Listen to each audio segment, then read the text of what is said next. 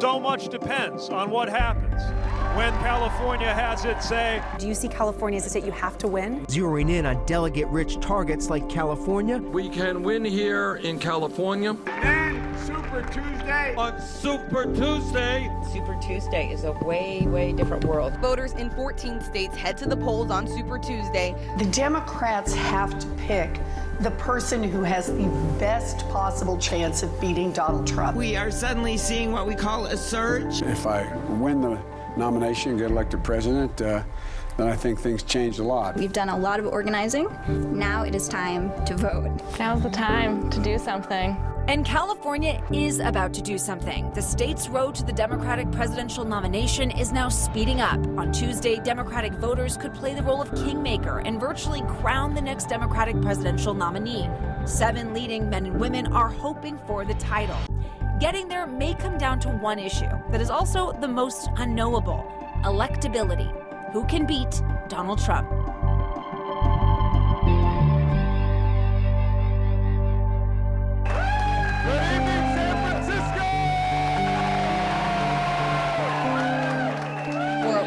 Campaign office right now in San Francisco, where Julian Castro is here rallying up supporters. 97% of the delegates still have to be allocated in this presidential campaign. 97%.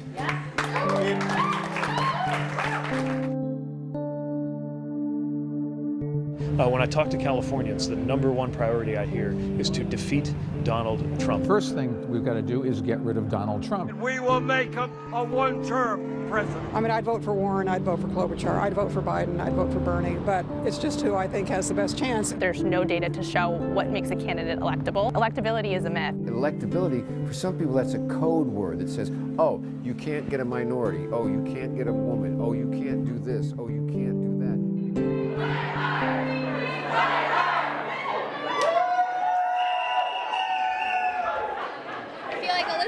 Has done all of her homework, and it's like voting for Hermione Granger. Cool. Hey, good to see you. Yes. I'm with ABC 7 here in the Bay Area. Yes. Sure. 1, 2, 3, 4. We're working. All right. Awesome.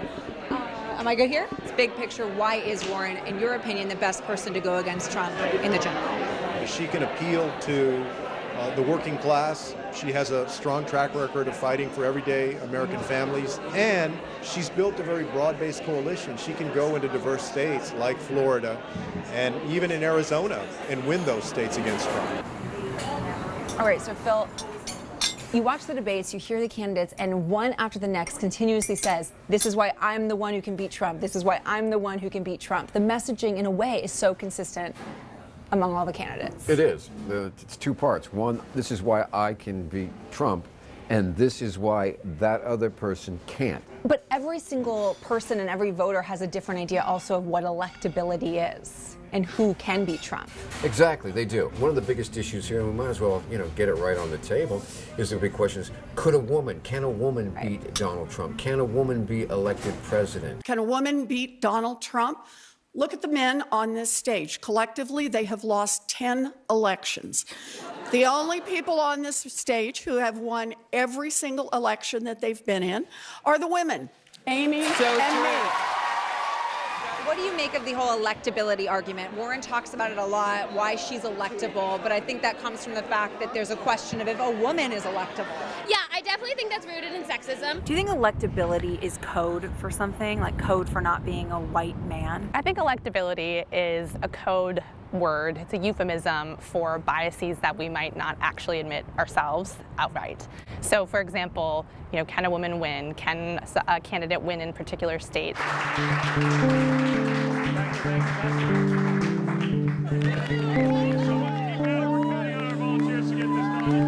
running for president because I got a plan for that.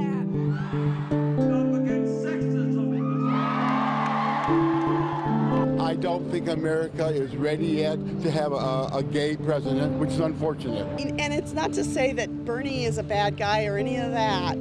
I'm just saying I don't know if the country's ready for that far left of a candidate. Right. In the general election. In the general election. Okay. I've talked to a lot of voters who say, I'm not going to support Sanders because I don't think a socialist can beat Donald Trump. America's not ready for that. But at the same time, some other Democrats say, look at the enthusiasm. And enthusiasm is a sign of electability around a candidate. Exactly. And both are true. Okay, I'm not sure America is ever going to be ready to elect a socialist. There's this narrative that some folks who support Bloomberg, even Bloomberg, it seemed like tried to push in the other debate that you are somehow anti-capitalist, that you're against capitalism. What is your... What we're going to do, what we are trying to do in this campaign is push ideas that exist all over the world. In Germany, in Canada, in Denmark, in Sweden, in Finland, all over the world. Healthcare is a guaranteed right for all people is not a radical idea. Making public colleges and universities tuition-free so all of our kids, regardless of income, can get a higher education, not a radical idea. So when we talk about electability, let's talk about Buttigieg. We've all seen that video from Iowa of that woman who voted for you and then reconsidered when she learned of your marriage. Yes. Yeah. Well, then I don't want anybody like that in the White House. When there's people looking at electability and they see that, you know, and that makes them reconsider whether or not you could win in a general election, what do you say to them? So you'll never get everybody, but here's my experience. I came out during a re-election in my community in Mike Pence's Indiana while he was governor, and I got 80% of the vote. The reality is if you give Americans the chance, overwhelmingly, they're going to vote based on how their lives are going to be different. It's about their lives, not mine. What do you think Republicans are thinking when they look at the state of this race right now? The Republicans are pretty happy. Who do you think Trump should be most worried about running against in the Democratic race right now? I don't think he's worried about any single one of them. He's going to win in a historic win. I think so, yeah.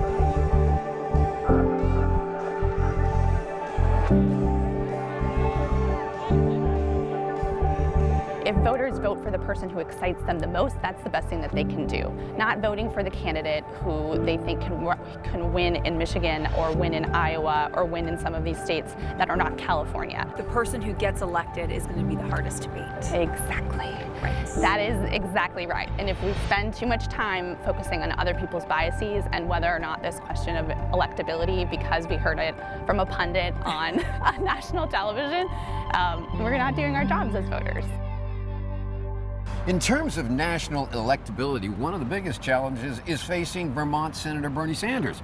I mean, he has his core constituents, but the question is, can he sell nationally? And the big proof on that could be California, because we're a huge state and we're very diverse in those minority communities he has to do well in. Yeah, we do know that he has a lot of support here right now, and part of that is because the lessons his campaign learned from 2016, they have been reaching out to these often ignored areas, Fresno, Bakersfield, heavily Latino communities. That's been his core thesis to winning here. It's something we've been exploring.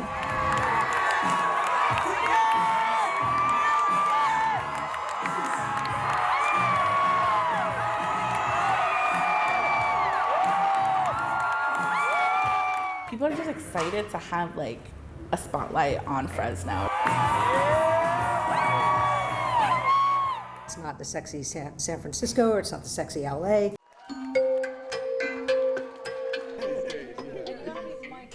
Why do you think the Central Valley has been overlooked by a lot of politicians? Because of our high communities of color. We deserve attention too.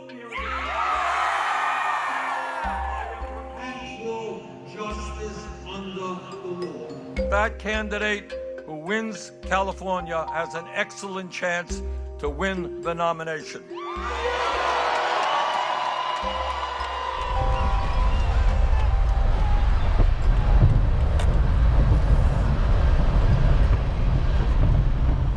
So we're meeting her at 1:30. Okay. We're on our way to a coffee shop to meet with a community organizer here in Fresno that's super involved with get out the vote efforts, especially among young people and Latinos.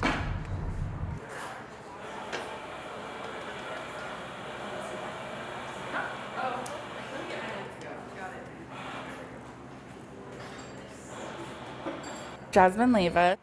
I'm a senior organizer at 99 Roots. So what does the youth Latino vote look like right now here in the Central Valley? Across the 7 counties that make up the Central Valley, we've seen the largest turnout of young Latino voters in the midterms last year. There are a lot of like young people, young Latino voters, young Latinx voters, but we exist at the cross-section of many identities. We've had, I think, over 3,000 pre-registered young people who are just like ready to vote. And just so I have that number correct, so across the 7 counties here in the Central Valley, youth vote is the highest that it's been in the past. In the past. Yeah. We have got to reach out to young people who are the most progressive young generation in the history of this country.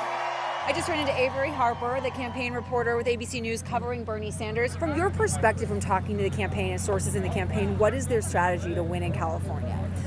They're definitely going after the Latin vote here in California. They have a whole staff, press secretaries that are dedicated to Spanish language media. And so it's not only about talking specifically to those audience, but it's also about going to those areas where those people are.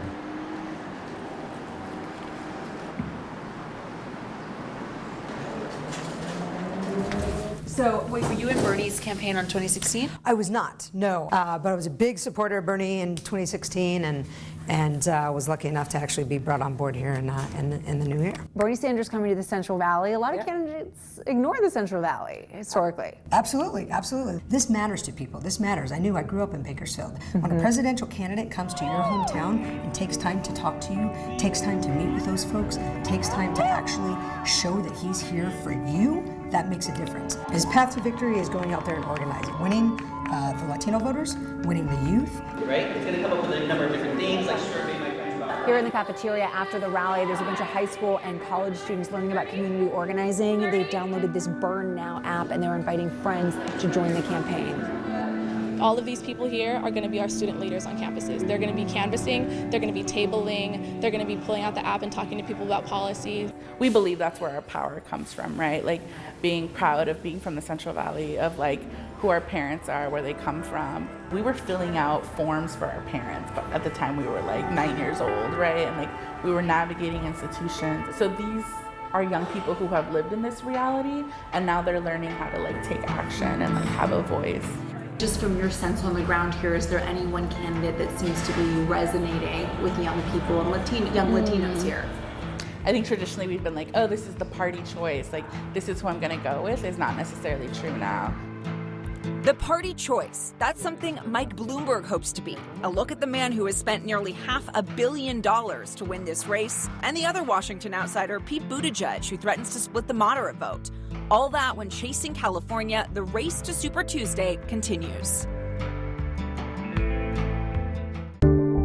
Super Tuesday. This will be the first time former New York Mayor Michael Bloomberg is on a ballot. And he's spent a lot to get there, too. Roughly $500 million on ads since he launched his campaign 98 days ago. That's about $5 million a day, all from his own pocket. His critics say he is buying the election. But here in California, Bloomberg has a lot of support among mayors, even ones you might not expect. Thank you so much. We're heading backstage right now. We don't really know his opinion on policies and all of that. We just know he's rich. We're at the Moscone Center, and Bloomberg is backstage right now. Going to meet up with Jerry Brown. Former mayor of New York City, right? A billionaire. That's about all I know. He's running for Democrat, right? Second personal or second?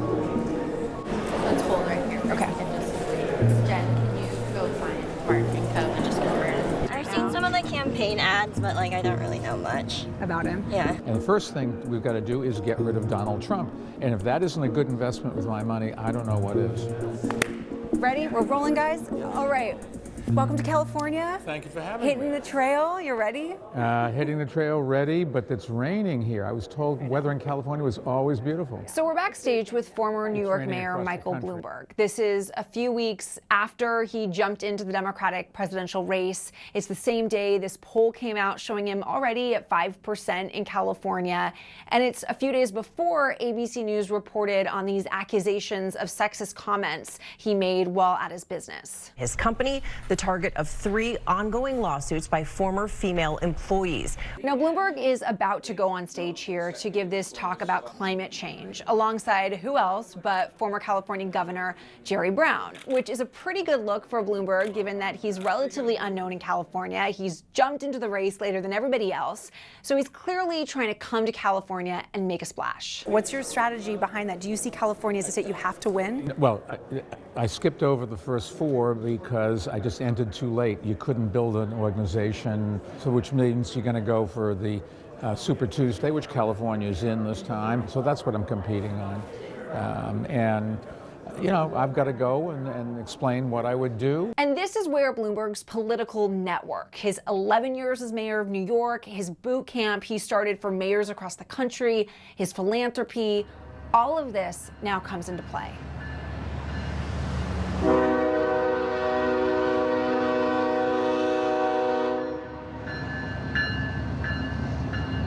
So Bloomberg right now is just finishing up a roundtable with Stockton Mayor Tubbs nearby with a bunch of community leaders. He's then coming here to this coffee shop that we're at, where he's going to officially get the endorsement of Stockton Mayor Michael Tubbs.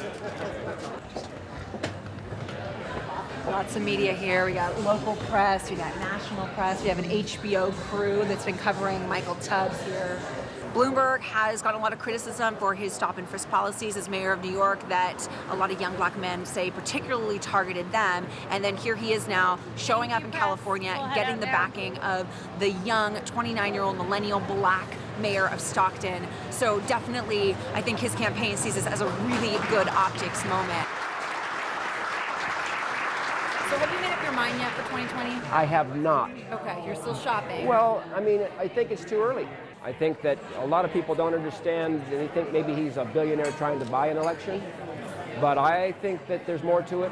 I think the fact that he has a lot of money and is using his money for his campaign is an issue for me. Also, his history in New York as the mayor. I know he was beloved by a lot of the people in New York.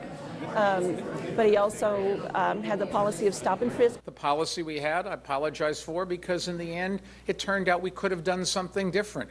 At this point, reporters at this event start peppering Bloomberg with questions about stop and frisk policy, which he continues to apologize for. But then there is this remarkable moment with Mayor Tubbs. Can I actually let me take that for a little bit?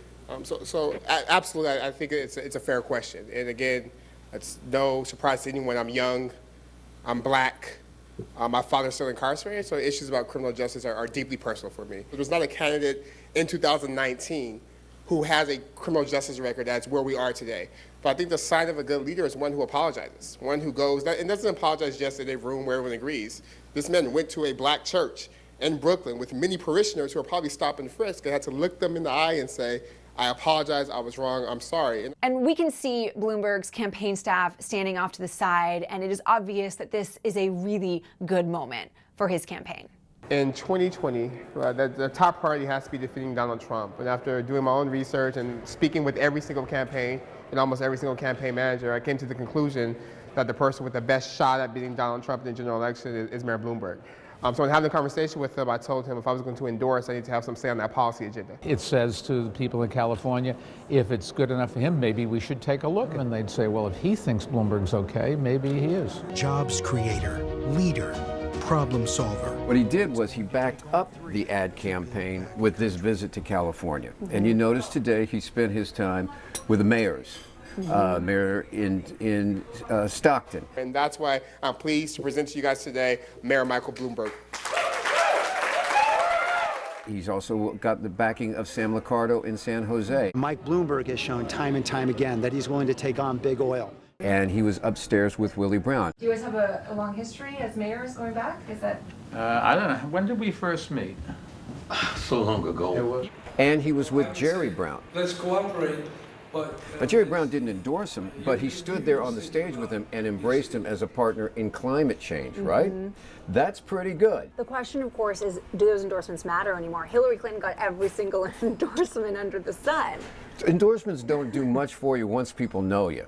Okay, what it is if people don't know you. And Bloomberg is known on the East Coast in New York, former mayor, but for the most average voter, they don't know him. Of course, for Bloomberg, the challenge in California is far greater than just being an unknown. In this world of Bernie Sanders and Elizabeth Warrens, do Democrats want a billionaire? Do Democrats want a moderate? Those are some of the questions that are still unanswered. A lot of people question if there's space in the race for another candidate. Who are you targeting? Who is the other candidate? That's what I can't quite figure out. Eventually, the candidate, the nominee for the Democrats, is going to have to make a choice about how far left they go. And if Bloomberg decides I'm going on the moderate path, he's going to lose some of those voters. And some of the feeling is that he would lose the left, but Bloomberg stands the best chance of getting disaffected Republicans, believe it or not. Bloomberg says, I'm that person. I can bring from the Republicans. That's the pitch. That's the pitch, and that's the political course for another candidate, Pete Buttigieg. He too wants to be a Democratic Goldilocks, not too hot, not too cold. How he plans to keep the temperature just right. When chasing California, the race to Super Tuesday continues. So it's November. Pete Buttigieg just won the election, and the current occupant says, no, this is all a hoax. The Senate agrees with him. Fox News starts going on about it. What does President-elect Buttigieg do about this when he doesn't want to leave? If he won't leave, I guess if he's willing to do chores, we could work something out, but... Yeah, it's a funny line. South Bend, Indiana Mayor Pete Buttigieg. He's trying to thread a political needle and be the man in the middle. Not as far left as Bernie Sanders or Elizabeth Warren, yet not as far right, you might say, as Joe Biden. But for voters seeking that more middle ground candidate, they are worried their vote is going to get split. We went one-on-one about it with Pete Buttigieg. Thank you. Thanks for doing Sure this. thing. Thanks for coming. Welcome to California. Great to be back. Keep spreading the word. I think we're going to have a lot to celebrate. I don't want another old white guy as president. Pete is one of the options. Amy Klobuchar is also one of my options. Klobuchar, and Pete and Bloomberg. We saw your success in Iowa and New Hampshire, but California is obviously a very different state. What's your strategy to win here? We've had a staff on the ground for some time. We're building that up and making sure that we connect with all kinds of different voters in all kinds of different communities. And I believe we can earn a big night here in California.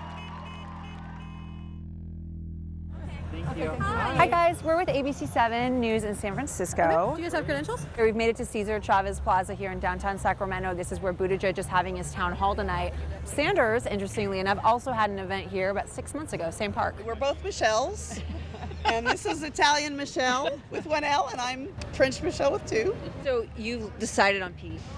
I don't want same old, same old. I was a little kid when Jack Kennedy was running for president. I remember how enamored my parents were of a young man with young, fresh ideas.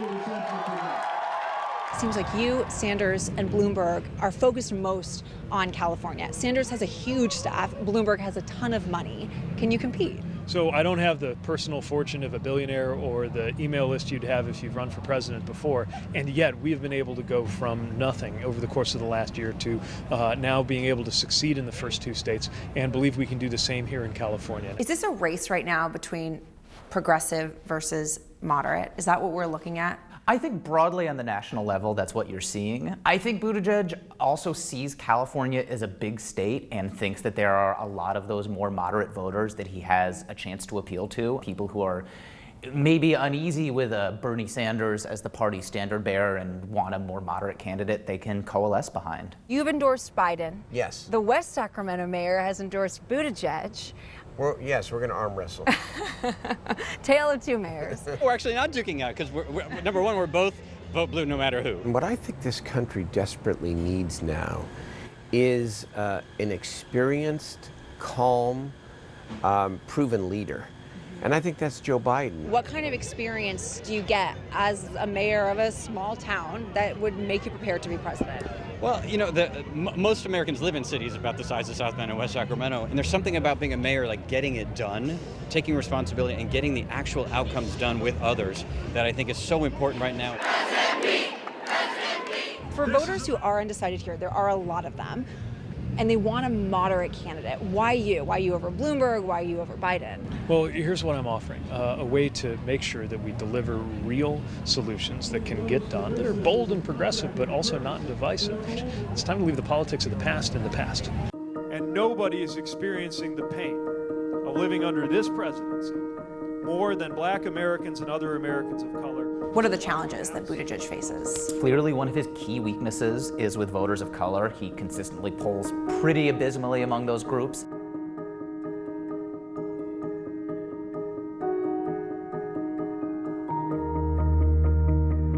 Someone else came to talk to my mom earlier, and I think we're looking around, we're like, I don't see anybody that looks like us. Why do you think that is? I don't know that he's specifically addressing some concerns that are important to us, but I mean, we still keep an open mind. There's no perfect candidate at this point. Why do you think you have not gotten that support yet? Well, I think a lot of black voters and voters of color want to have a sense that they know you, and it can take years to earn that trust. Obviously, I'm a little newer on the scene, but I welcome the challenge and the responsibility of reaching out to voters of color and making sure they see themselves, not just in how this campaign is built, but in where we seek to take the country. The progressive wing of the Democratic Party seems to be coalescing around Sanders. So then there's all these moderate candidates in the race, and it seems like it's just going to get split up. Yes, the sort of moderate unifier is something that certainly some primary voters here are looking for. If we don't start having candidates get out of the race to make more room for the upfront candidates so that we're not splitting that moderate vote. Not splitting the moderate vote. It's a concern, but it's also a reality. Also a concern, making sure the state's 5 million independents get out to vote. That's next, plus a look at the Yang Gang. When chasing California, the race to Super Tuesday continues. Election workers are on the job, making sure everything is ready for Super Tuesday. The battle for California voters, though, is different this year. The primary date is earlier, and voters can actually register on Election Day. That's expected to help independents, or so-called no-party preference voters. This is a voting bloc that in California is only getting bigger. For me, it's about voting on policy than it is for voting with a party. Okay. Yeah. So you plan to vote in the upcoming primary? Yes.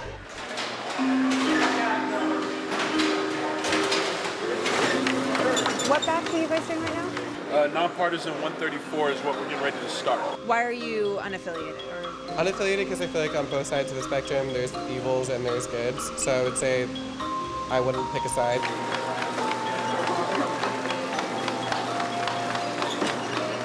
For the unaffiliated voters, right, that's where you got to pay attention. If you're unaffiliated, you're going to have to request a ballot.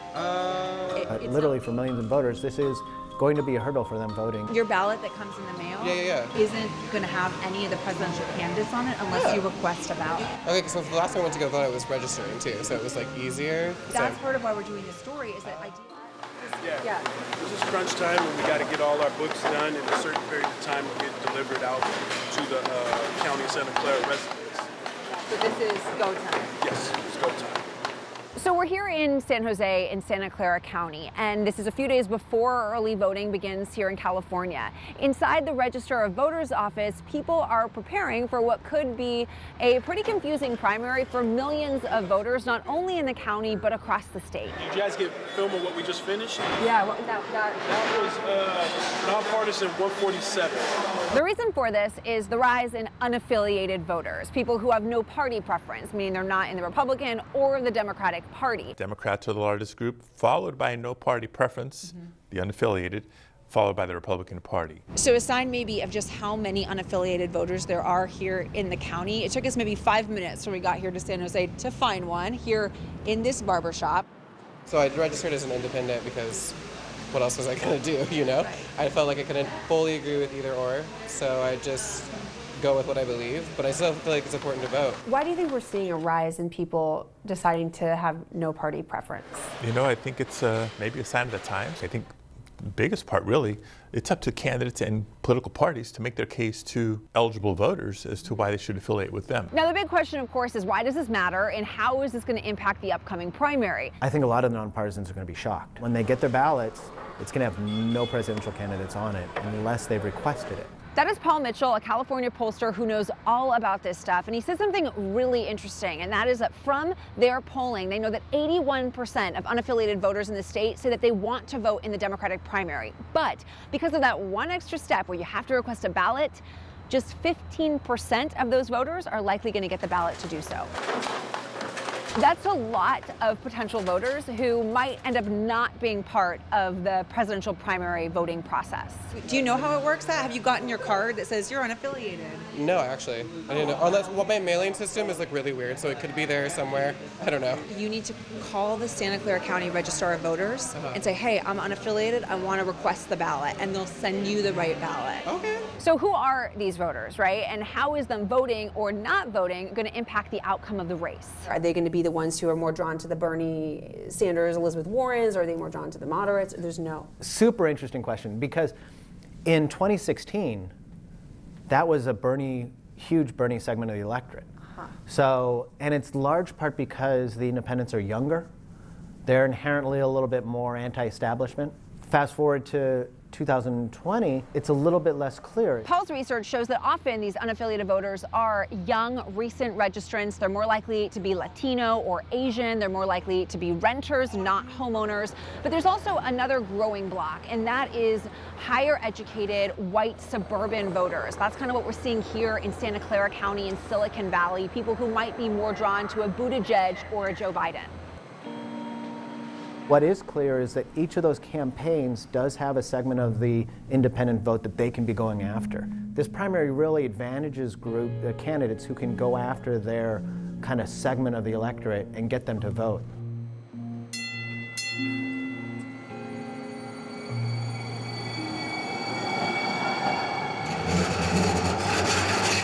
Do you have a sense of who you like yet?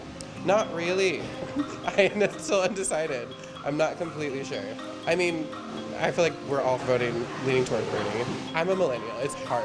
It's hard. And I live in San Jose. It's like one of the most expensive cities in the entire world. Right. So, and yeah, Bernie. But still, I don't know. Unaffiliated. And something we should point out for all of you, that there is a new law that allows people on election day to go and change their party preference. So you can go to your local polling place, sign up to be unaffiliated, ask that ballot. We're talking about some pretty big numbers here. Right. Almost 5.5 million people in California are what they call declined estates or no party affiliation, which is making it the fastest growing political party in the state. And it's going to be interesting to see who it might impact in this primary on the Democratic side. How many of them are going to vote and who they're going to vote for. Right. And we do know when it comes to these NPP voters, Buttigieg, Bloomberg, and Sanders campaigns really see that those could be some of the voters that could impact their races. But then we're seeing people like Klobuchar, Warren, Biden, they just haven't really been campaigning here in California. They don't seem to have much of a ground game here. No, they don't. And you haven't seen much of Joe Biden or Amy Klobuchar or even Elizabeth Warren for months. I'm Elizabeth Warren. The Bay Area hasn't seen Elizabeth Warren since December, when she spent time with child care providers in San Jose. Her first and last big rally was in June in Oakland. But like Sanders, she is going after the progressive vote. The Massachusetts senator and former teacher has proposed to break up big tech. She's also proposed a 2% tax on billionaires to help fund issues facing children and their providers. That money could then be used for universal child care, universal pre-K, raise the wages of every child care worker and preschool teacher. Donald Trump has made it clear. Joe Biden. He's got Joe Biden on his mind. Now, that was a long time ago. Biden is more on the ropes these days. His firewall was South Carolina because of the African-American vote. Here, Biden has the backing of top California Democrats like Senator Dianne Feinstein, and he continues to run digital ads. He also plans to campaign in the state on Super Tuesday. What do we want? Hey! When do we want her? Now! Let's talk about Minnesota Senator Amy Klobuchar. Her campaign this past week announced a new $4 million buy for Super Tuesday in several states, including California. I love being in California. There's two ways to get into California. You have to be here physically, or you have to bombard the airwaves, the radio and TV. We've seen Michael Bloomberg do it. Bernie Sanders is up on the air. And so is Tom Steyer. Climate is the #1 priority. Tom Steyer is also on the air with ads like this one about climate change. We'll show you how this high priority issue is energizing a young generation of voters. When Chasing California, the race to Super Tuesday continues. Climate change is a central issue to all of us young people. This issue is the defining issue of our time. Climate change is a key focus for candidates. It's also a big issue for California voters. All units, be advised, the town of Paradise is under mandatory evacuation. You'll have dangerous fire weather conditions. We had to drive through the fire. They had jumped the road. The Kincaid fire is not a single fire. It's many fires now, hundreds of them spread for miles. Got evacuated 11 days. As far as climate change goes, it's affecting us a little more than most people. We've seen the effects right here with the Tubbs fire and the Kincaid fire. You are looking to vote for a climate candidate? Absolutely, yeah. This mural will hopefully be an inspiration for people to get out there and vote to address the climate change issue. The younger generation is watching. They're watching what we do. Tell us where we are. We are in the Sunrise Bay Area's permanent location and workspace. We do wear this, and it's just a way for people to know about our strategy for 2020 and going forward. We've done a lot of organizing. Now it is time to vote. How big is 2020 for your movement? 2020, in relation to this plan, this organized vote strike, is really the year that we win governing power. Sunrise is a movement that is made up of teenagers and 20-somethings who have watched our entire lives as the political establishment kicks the can down the road and fails to deliver on this issue. Our campaigning and our endorsing gives young people something to rally around. My roommates who are they're very, they're politically engaged, but, I asked them if they were going to vote in the primaries, and they were like, yes, 100%. Like, I'm registered, I'm ready to go. And I was like, whoa, I thought I was going to have to nag you guys. In a November 2019 Berkeley IGS poll, likely Democratic primary voters chose climate change as the top issue for the next president to address, with healthcare second. How long have you lived in Santa Rosa, Linda? Well, I've lived in Sonoma County for 20 years. Fortunately, we weren't right in the path of the flames, but we were evacuated along with the rest of West County from the Kincaid fire last year. And how do you feel about how the candidates are addressing climate change? I don't think any of them have done a really good job of it. So here's one example of a report card grading all the different candidates on their climate plans. This one's by Build the Movement 2020, and it looks at different factors, including a candidate's willingness to declare a climate crisis. You can see the grades are still pretty low, but here's what's really interesting. Bernie Sanders and Tom Steyer both get the same grades, even though they're often at opposite ends of the polls. Bernie Sanders leading it and Tom Steyer at the bottom. So it does seem like you can't win the Democratic nomination on the climate change issue alone, but you can lose support without a strong plan to address it. It's not a surprise to you that climate change is the #1 issue for California voters, but you said this year there's something different about that answer. Right. It's because there's always been a lot of concern about protecting the environment in California. I think it's always been a top issue, but with the backdrop of what we're seeing with the fires and the drought, it's becoming more commonplace. I think people are starting to expect that to occur, and that is affecting everybody in their day-to-day lives.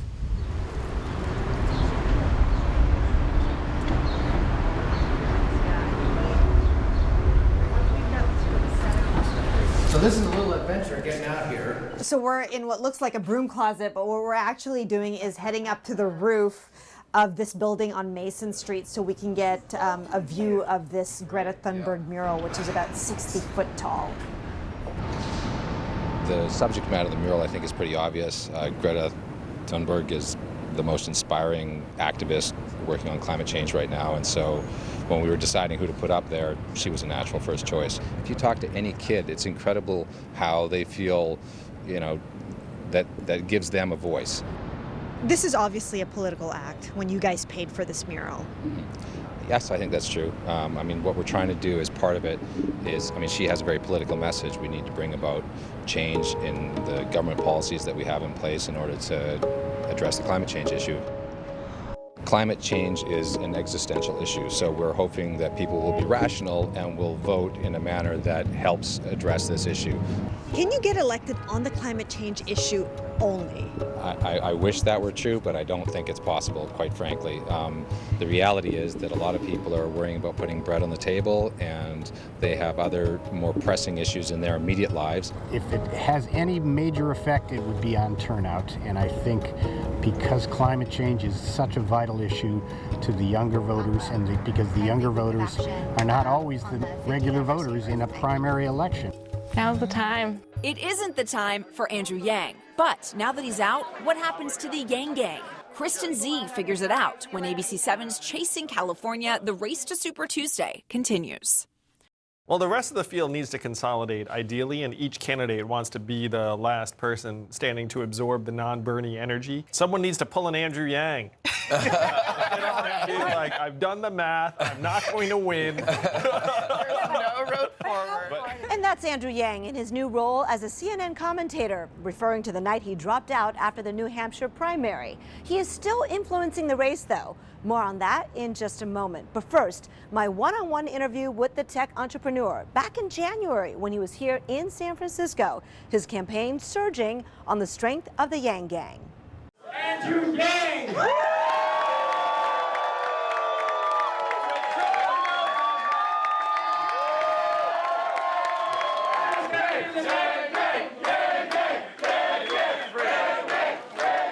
Andrew, welcome back to California. Thanks, good to see you again. So good to see you again. Enlightened? There you Okay. Can I just say, You want me? All right, let's keep the line moving, everybody. We got a nice event next door. thank you for making the time, because 10 months ago when you came to the station, we did this interview. Yeah, I remember. Few people had heard of your name. Sure. 44-year-old, New York-born, Ivy League-educated entrepreneur, founded Venture for America. But I know you like to be introduced as the man who wants to put $1,000 in every single American adult's pocket. Every month, that's right. All right. And people are like, is this guy going to be around? Is he for real? You're yanging someone, it's actually like a verb, and then if you got yanged, it means we got somebody into yang. It's also like yanging and hanging, which is what we're doing right now.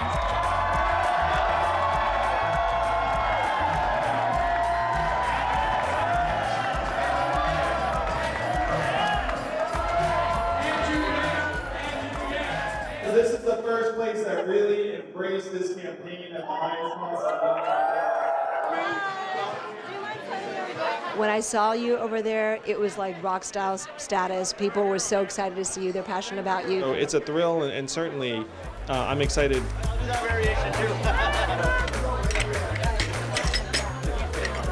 I've been involved with the Yang group for 3 weeks, and what I've learned so far is that there are new nouns and new verbs. Okay, so like Yang Curious is a noun, and that's someone who's heard of Andrew Yang, but they don't really understand all of his policies and they just want to hear more.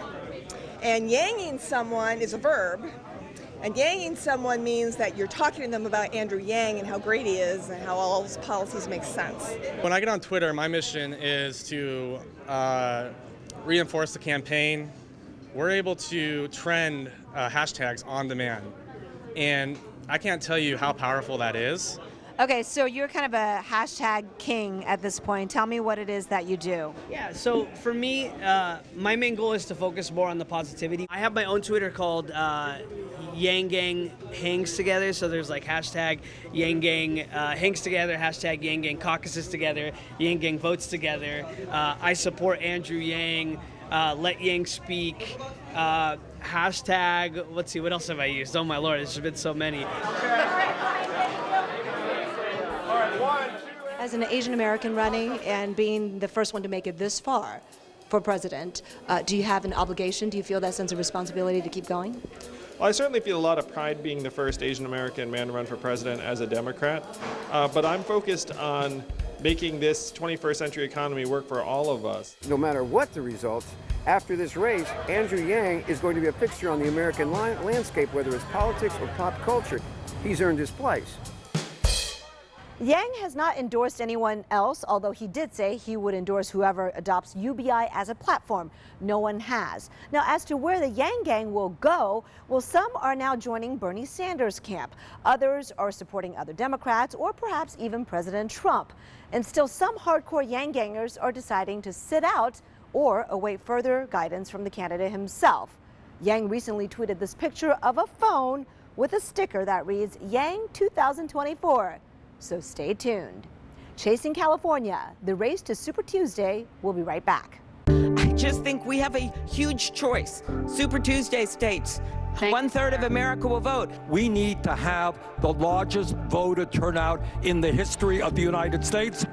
And you know, Phil, it's interesting. Political Data Inc. says that so far at least 2.35 million Californians have voted so far in this election, but that's just 15% of everyone registered. And that's Democrats and Republicans together. Right. So that tells us that there's a huge undecided vote out there on the Democratic side. And it shows that people are waiting and still trying to make up their minds about which candidate they want to go for, and probably in one of the most, if not the most important race we have coming up. Right, I think we should talk about how the delegates here in California get split up, because it's kind of complicated. Complicated. Everything political these days is complicated. But yeah, under the Democratic Party rules, and parties get to make their own rules, you have a certain amount of delegates that are selected statewide, and then a certain amount of delegates that are selected by each and every of the state's congressional delegate districts. Okay, but in order to qualify, you need to get 15%. 15% of the state vote, or 15% of the vote within an individual district. And let's say here in Northern California, you could have, if the polls are showing any indication, you could have a Bernie Sanders at 30, guaranteed to get some. Question is where the Joe Bidens, the Pete Buttigieg, the Amy Klobuchars, the Elizabeth Warrens, the Michael Bloombergs, do they make that 15% threshold, and where do they make it to get delegates? And not every poll has shown them hitting that threshold. What we do know, though, is that Tuesday is like a national primary. Most states, most delegates. That's why they call it Super Tuesday. It's a big day. And one of the biggest states to grab is California, and that is why California matters, and that's why these candidates have been chasing California.